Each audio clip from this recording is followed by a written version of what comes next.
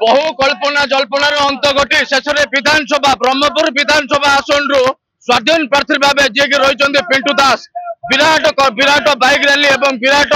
जनसमर्थन रही सीधा सल्क चित्र नवा पिंटू दास सर कौन कौन कहे सर विराट बाइक रैली और जनसमुद्र में पिंटू दास कौन कहे सर नामांकन पत्र दाखल करिया जाउची ब्रह्मपुर विकास हम मो जितला ब्रह्मपुर सहर विकास पथ आगे जो 5 वर्ष मेयर थिला जमी कम होता तार 20 गुण कम करने लक्ष्य रखी ब्रह्मपुर विधानसभा आसन रु बीजेपी और बीजेपी कंटेस्ट देवाई बाद देवाई परास्त कर आगू बढ़ी मत ब्रह्मपुर सहरवासी आशीर्वाद अच्छी विश्वास अच्छे पिंटू दास जितले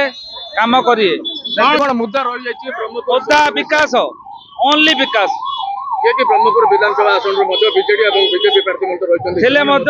आगुरी विकास होनी मो 5 वर्ष जी विकास पूर्व होते भी होनी आगू विकास करी से गोटे आगा लक्ष्य द्वितीय लक्ष्य किसी ना राजनीति किसी ना कि कूटनीति किसी ना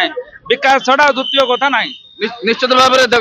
भाव शुणुले विकास ब्रह्मपुर सहर विकास करेंगे एवं